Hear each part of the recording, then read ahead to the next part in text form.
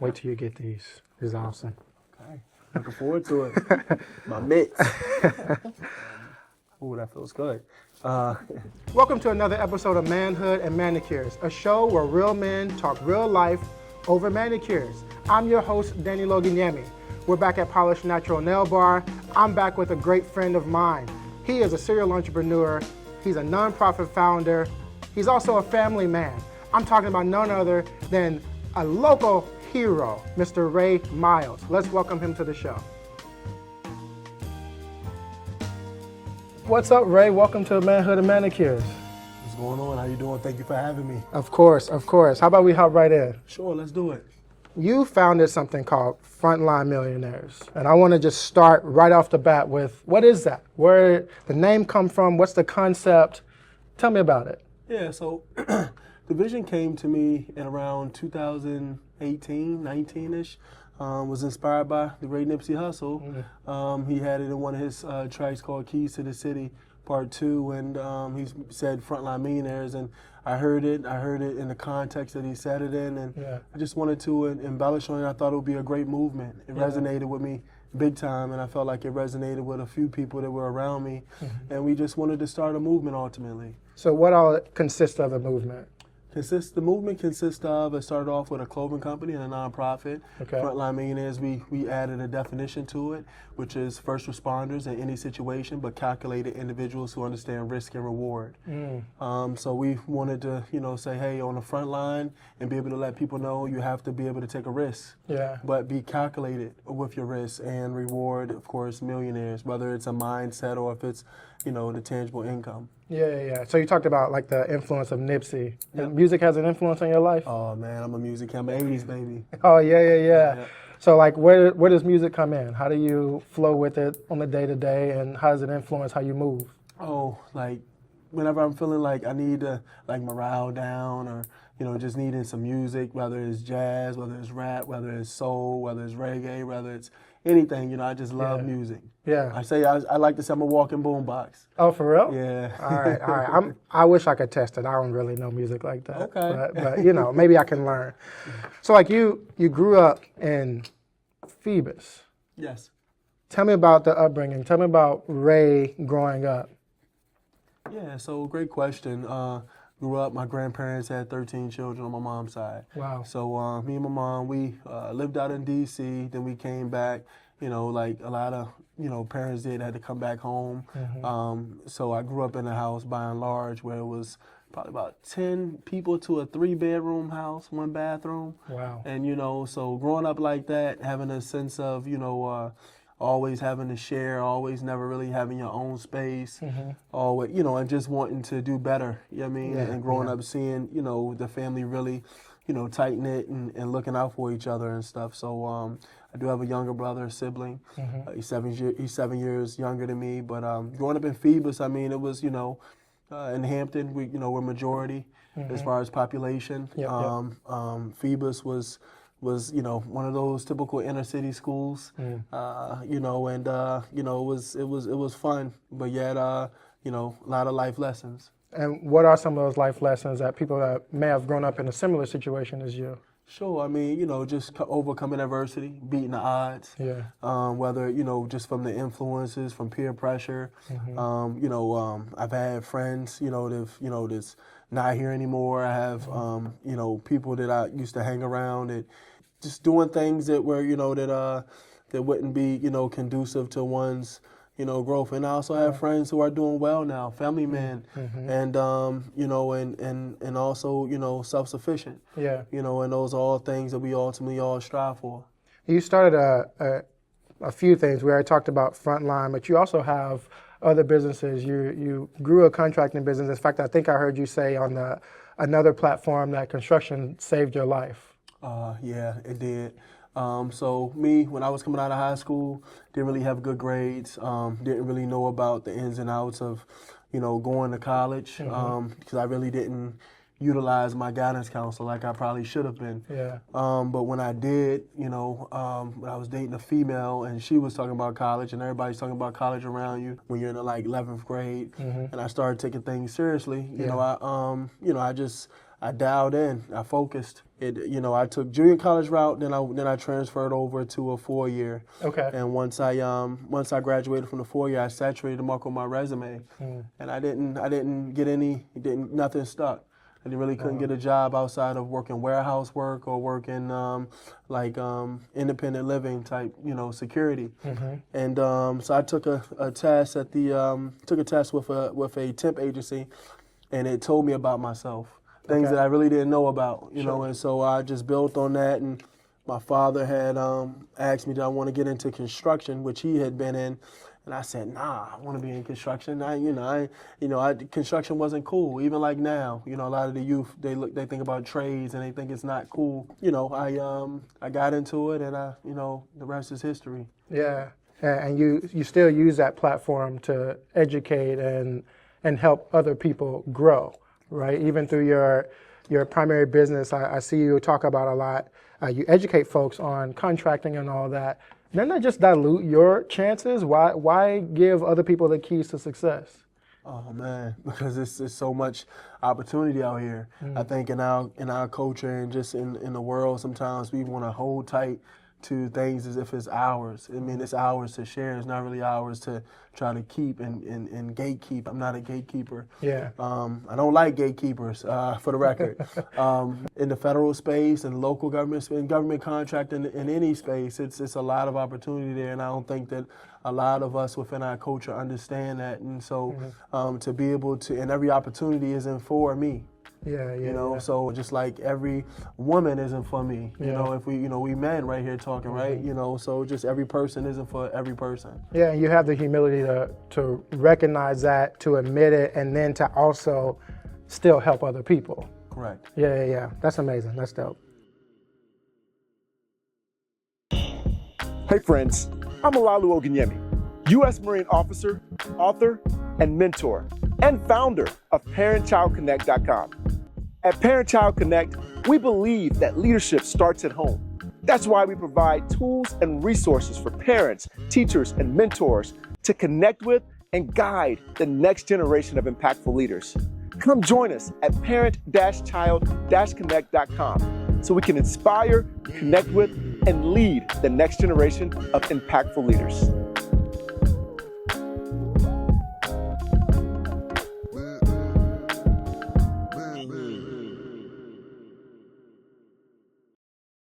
So this is clip it or keep it. First one, college is the only path to building a successful career. Clip it or keep it.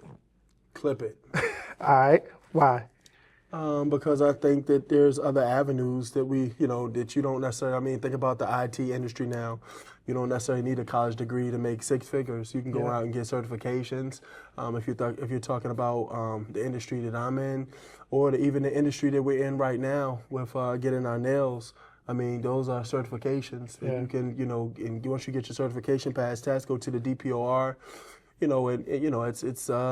can make a great living for yourself. Yeah, when people start throwing out acronyms, they really know what they're talking about. You can only help others after you've arrived. Not true. Clip it. All right. I think that you can help others as soon as you start learning life lessons and experiences and through your journey, but not everybody is having that level of real-time reflection and introspection.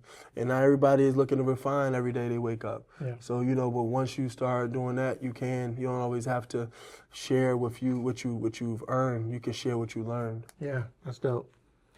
Trades are for people that couldn't do anything else. Clip it. All right. That's like saying people join the military because they couldn't do anything else. But trades, I think that it's just another avenue that needs to be just explored. Yeah.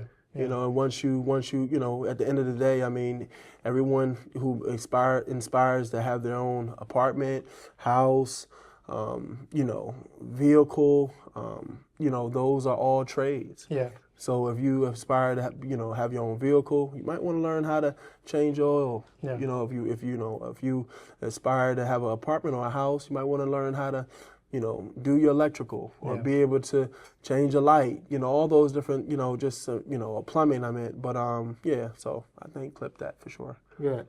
And then mentorship should be earned, not offered. And I can provide more context Yes, because please. I've been hungry for mentors at times, and I ask people to be mentors, and it's almost like they want you to jump through 100 hoops before they finally decide to take you on as a mentee. And so, I mean, sometimes I get it. People's time is precious, but at the same time, I'm just trying to discern if that's something that should be maintained or not.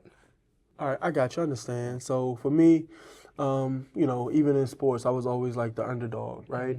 So like I've never had the trust or never really felt like I could ask somebody for something.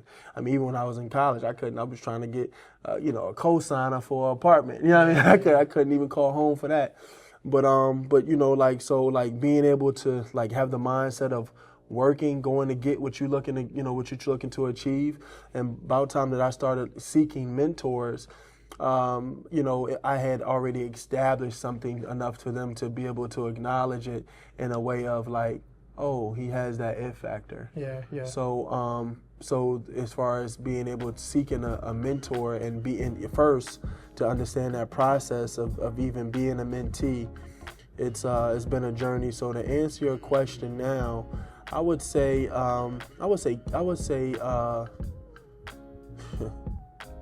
keep it. All right. I love it. So this power of mentorship is something that I want to keep talking about. And I, just talked about how being a good mentee can sometimes set you up to be a good mentor. How has that worked throughout your journey, trying to find mentors, whether it's when you were growing up or as a business owner or even establishing your own nonprofit? What's that process been like for you? The process has always been like just having a great work ethic. Work ethic has really opened a lot of great doors for me, and that's always my go-to. Yeah.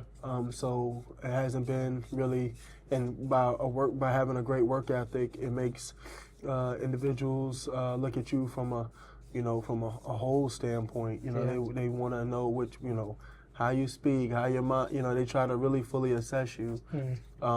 I've had individuals who wanted me to jump through hoops, and I just figured that those weren't the mentors for me. I see. So like it's almost like you need to put forth effort and not this expectation that just because you ask for a mentor, then you're entitled to having that mentor. Is that sort of where you're leaning? Yeah, I would say so. And every mentor every mentor that you feel that would be a good fit isn't always the right fit. Yeah, so how do you go about mentoring other people? Right, so a great question. Mentoring, and that's changing as I continue to grow, right? Yeah. Because I'm realizing that, I can't say yes to everyone. And the reason for that is because I tend to attract or gravitate to the individuals who have, the work ethic. Yeah. They know how to take, initiative. That have a high attention to detail. Yeah. Not all the time do I feel like that I'm the best teacher. I feel like that you got to watch my moves. You got to be around me. I'm like that shadow type, because that's how I learned. Yeah. I learned off of doing a whole bunch of listening and a whole bunch of observing. Yeah. So whenever you're talking to younger people and you're talking to the youth, how do you get them to understand that message? I'm going to stereotype here a little bit. We often criticize the younger generations for expecting things immediately, for wanting things right now, and not necessarily wanting to go through the process. How do you navigate that space when you want to see someone's work ethic and they may not be showing it? It's tough. It's challenging because I always felt like that I always just needed opportunity and I was willing to work for. I was seeking the formula when I was growing up through my journey.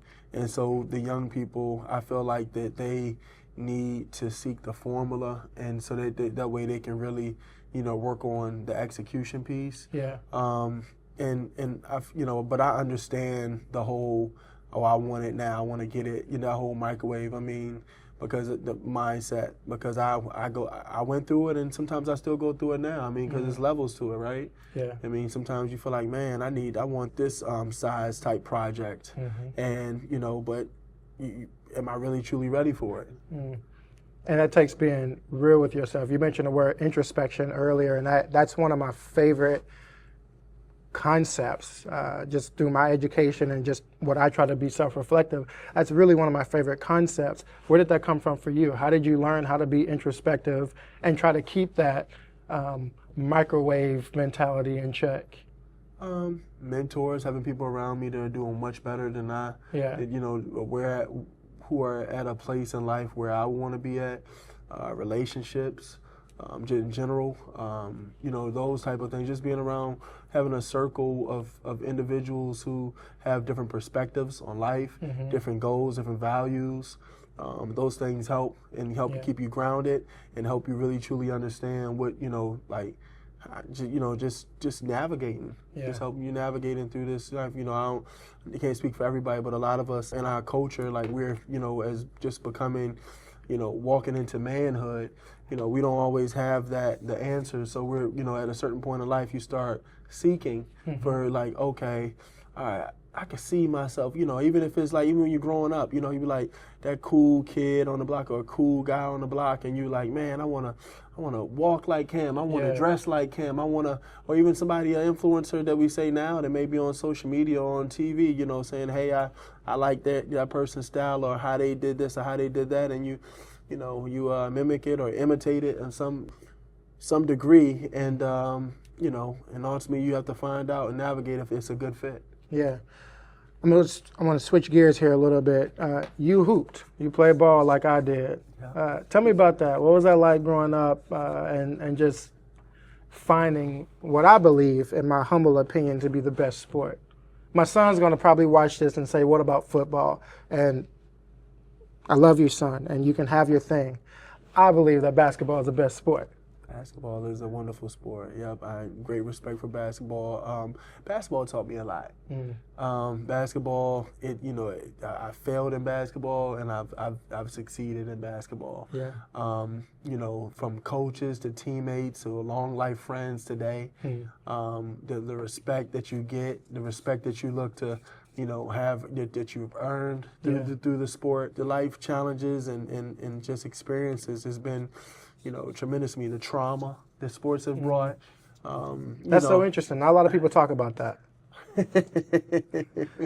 Not a lot of people talk about that. Hey, it's real. Yeah, it is real. You know, I like to compare sports and the transition of sports to almost like someone who's been, you know, like incarcerated and coming out of prison, in a sense, because when you're trying to navigate through this world and all you know is sports. Yeah. And your peers and everyone have told you, you know, growing up, oh, you're gonna make it to the league, because you already have your own expectations of your own dreams, goals, aspirations, and then once you share that with others and they build on it, but you know, and then just, you know, the support that you get or may not get, it's you know, basketball that was probably one of my first heartbreaks. Yeah. Oh, how did you know when it was time to walk away from basketball? The moment that basketball showed me how much of a business it was. The moment that sports, I mean, you talking about someone who's going to tryouts in Charlotte, Maryland, you know, Alabama, you know, all different places, and being able to see that everything cost. Yeah. And understanding that, dang, you know, like, you know, I've been out of the house since I was 18, and really probably a little bit before then. And so, like, so being able to understand that that it's the business, it's a business, and how long did I want to be on the buying side and not the selling side. Oh, that's taking me a minute to process. How long you want to be on the buying side versus the selling side. So you found out how to leave the sport and adopt an ownership mindset. Yeah. And you know, my mom and dad both were entrepreneurs. Okay. And so my father was in the construction space, and my mom was more so in your executive admin type space. And both of them, you know, had success in their own outright, but it didn't last. And so, but being able to see ownership and be around it. And my grandfather, he had, on my mother's side, he had that sense of ownership. So it's in me. It was in me. Yeah. You know, going through, you know, what I went through with sports it ultimately, pushed me to that point. Oh, that's amazing. Let's talk about Frontline Millionaires. I want to talk about all your enterprises, but I want to start with talking about Frontline Millionaires a little bit more. Education is a through point of everything that you do. As I mentioned earlier, I see you putting out things about how to get contracts and do things with people that want to grow in the trades. I see you hosting community events.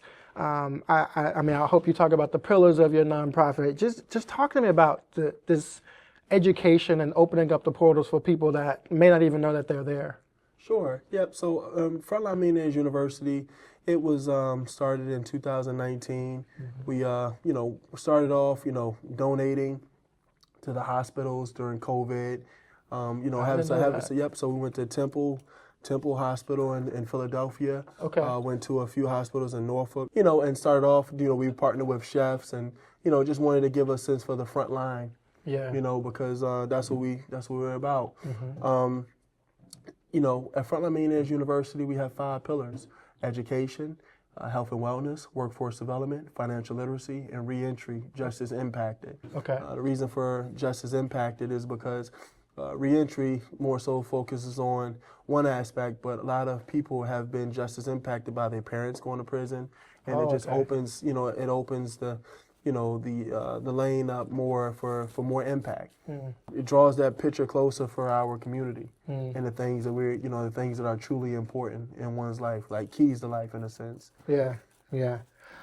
I really do love that because, I really can't reiterate enough how much gatekeeping happens in our culture, well, maybe in our culture. I know it happens in others, but it seems to happen all too often in our culture. And you had a pretty intense reaction talking about gatekeeping earlier.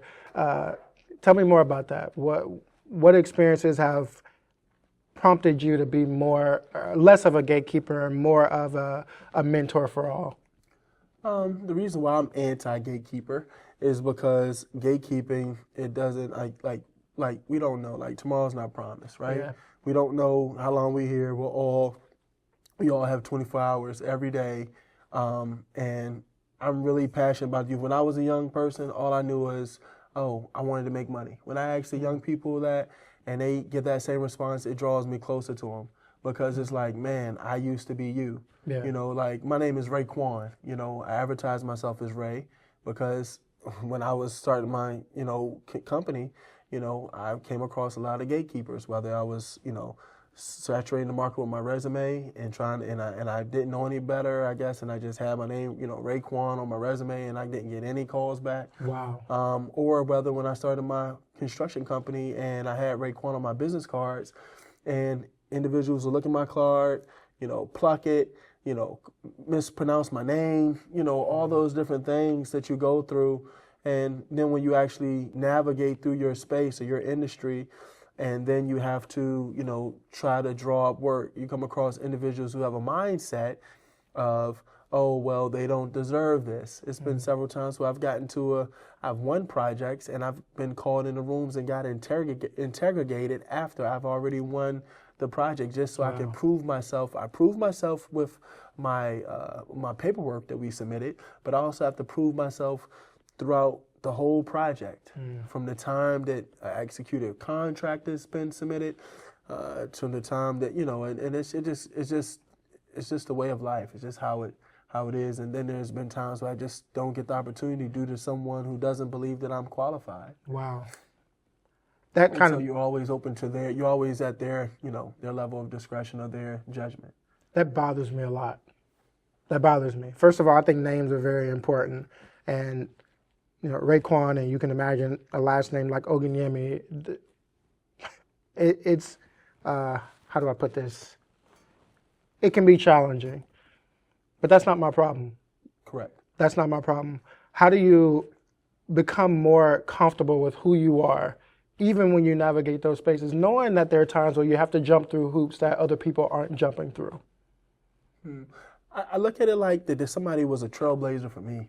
When you think about the history And you think about, I one time I went into, I was at Spike Lee's exhibit in Brooklyn, and it was amazing. And right when you went into the exhibit, he talked about the reason why, hosting the exhibit, why, starting the exhibit, because he wanted to show our community that we actually come from something.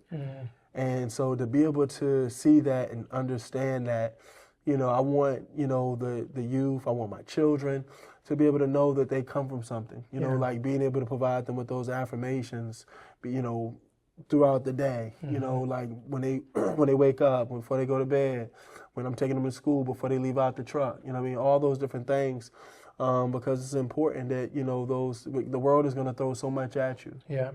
So to be able to, it's just another form of just navigating. That's what FMU does as well, Frontline Mentoring University, helping the youth navigate through their personal and professional development.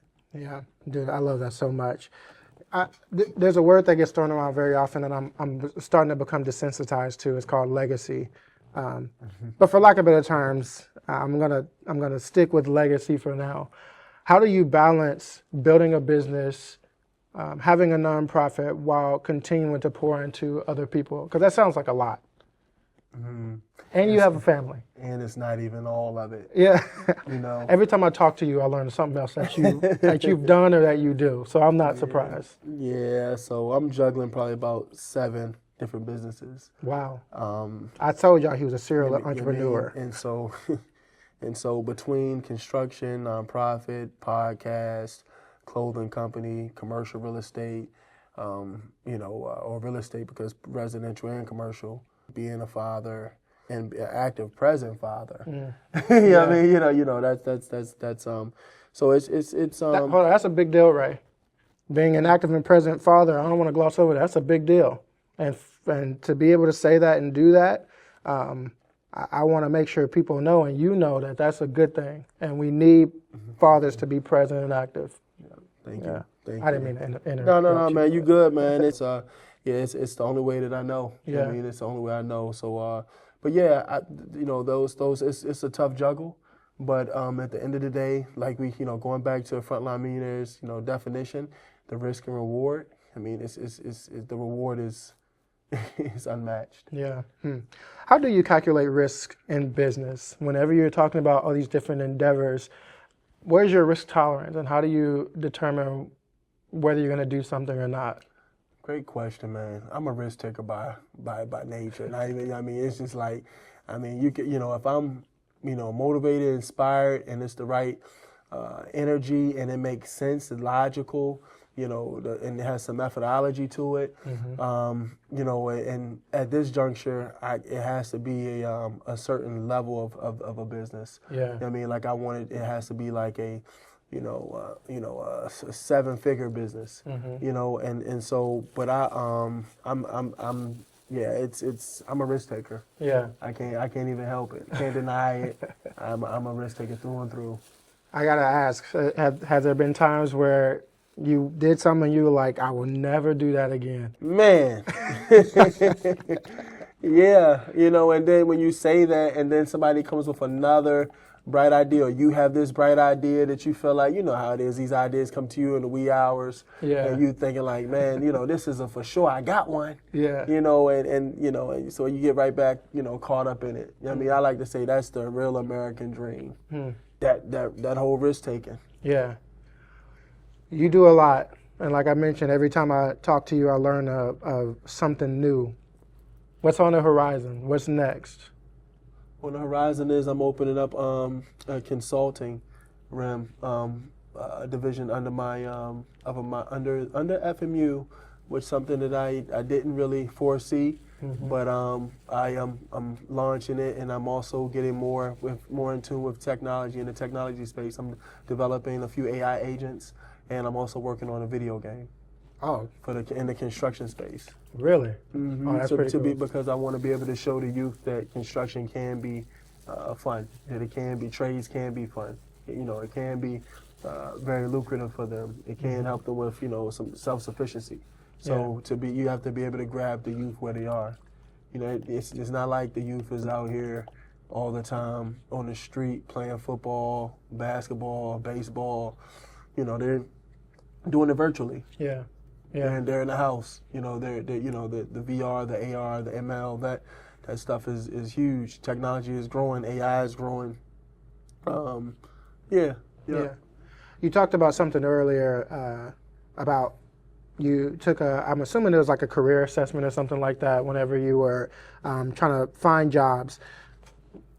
How do you help youth, or how would you encourage people to find the things that they're passionate about? And, you know, we had my pastor is on the show, and he talked about the difference between passion and purpose. So how do you help people pursue their passions while also seeking their purpose as well?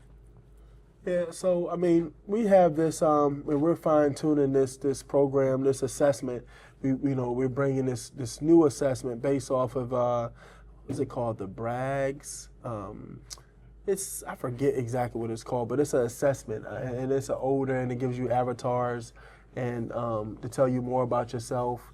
And so we're developing our own and so with that.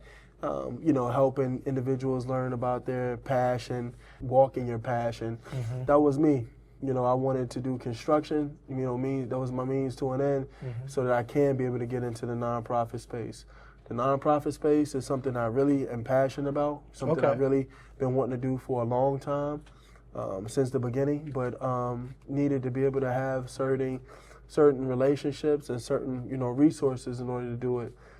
The nonprofit industry is quite an interesting industry, and it's kind of tough to navigate. It can be very discouraging at times, but can't quit. How do you get people to buy into your vision? And I ask this kind of selfishly because I'm interested in this answer for sure. One of the things I'm learning is that when you have people that support you, keep them, whether that you're a family that you were born into, a family that you create, or just friends and other people that you're able to network with and collaborate with over time. How do you get people to buy into what you're selling? I think you've obviously been pretty successful on multiple fronts in doing that. But what's the secret sauce into doing that? It's still tough trying to find your people.